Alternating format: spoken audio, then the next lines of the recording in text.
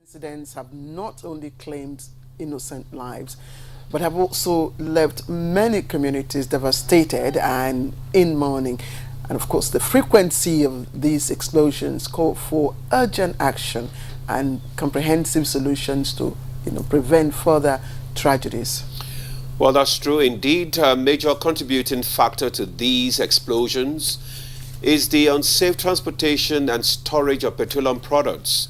Many tanker trucks are poorly maintained and overloaded, posing a significant risk to public safety. And in addition, experts have also observed the lack of effective regulation and enforcement, which they say may be exacerbating the problem.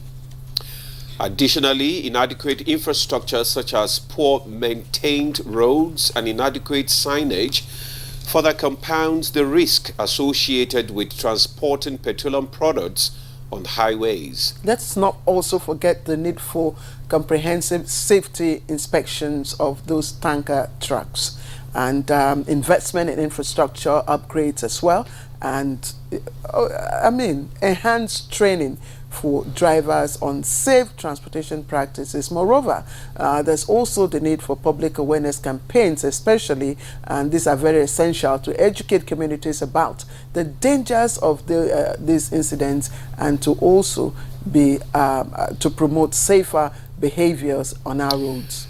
And as we mourn the lives lost in these tragic incidents, it is imperative that both government authorities and stakeholders in the petroleum industry take swift and decisive action to prevent further loss of lives and property. Claire. Indeed, Demola, it is very disheartening to even discuss such tragic events. But again, as you said, it's essential that we indeed shine our spotlight on these pressing issues in our country and also explore possible solutions to them. And for instance, how do we begin to ensure that these preventable yet tragic incidents become a thing of the past?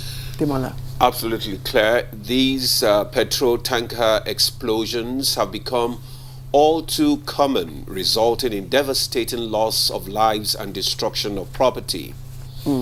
And so on Good Morning Nigeria today, we will delve into the root causes of these incidents and, of course, discuss what can be done to prevent them.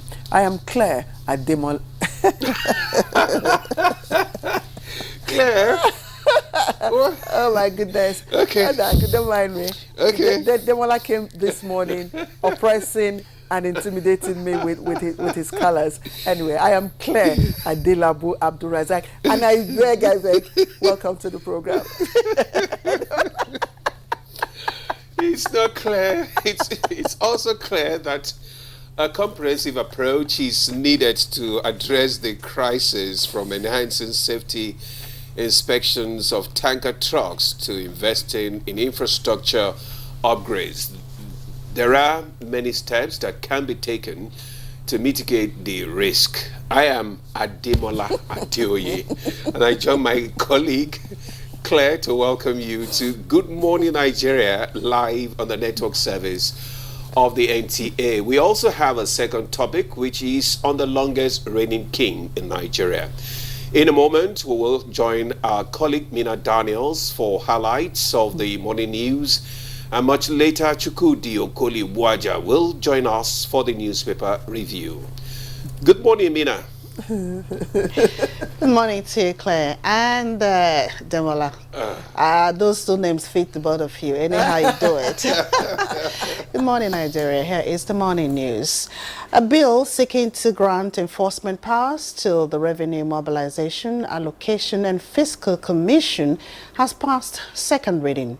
The bill, which is for concurrence from the House of Representatives, is for repeal and reenactment, targeted at strengthening the Commission in discharging its duties of monitoring of accruals and disbursement of revenue from the Federation account. To provide and promote sound basic scientific training as a foundation for the development of technology, applied sciences, taking into account indigenous culture and the need to enhance national unity. To establish the Federal University of Applied Sciences Machok SB 13.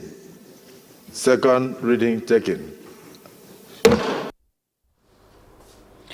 The House of Representatives has called for more proactive steps from the security agencies towards addressing cases of banditry and kidnapping in parts of the country. The lawmakers urged the Inspector General of Police to step up surveillance and intelligence gathering in high-risk states to nip insecurity in the bud. Concerned that the criminal elements have continued these serial kidnappings and killings despite presence of 3 police divisions in the local government area. Between 2015 to 2023, more than 19 trillion naira was spent on security and security-related matters in Nigeria. Whereas we have an alternative where we can bring in mercenaries. The Nigerian Police Force says it is committed to the protection and promotion of human rights and will continue to work to ensure that activities of personnel are guided by human rights principles. Deputy Inspector General of Police in charge of Force Criminal Investigation Department, Sylvester Alabi, stated this at a workshop for legal officers of the force. The Inspector General of Police is deeply committed to the reform and transformation of the Nigerian Police Force into a world-class law enforcement agency that prioritizes human rights, justice, and accountability. Your dedication and commitment to this noble cause are crucial in building a society that values and respects human rights. Nigeria is making concerted efforts in handling matters of HIV/AIDS approach. The steps taken are in innovative methods towards response and prevention of the scourge in Nigeria. This was revealed at the 2024 Nigeria HIV Prevention Conference on accelerating HIV prevention to end AIDS through innovations and community engagement. Stigma still poses a great threat to the health of the country. We have a lot of young people coming down with mental health issues. Underscores the importance of community involvement in shaping effective prevention strategies, while ensuring access to health for those living with HIV/AIDS. A comprehensive document which serves as a vehicle for Nigeria's transition from greenhouse gas emission to a net zero by 2060 is being deliberated for implementation by critical players. This is to ensure Nigeria balances its socio-economic agenda with the various climate change initiatives. Nigeria cancelling out all the emissions it is producing on one side and all the uptake or the sequestration or the neutralization of those carbon emissions to give us net zero is what this document contains.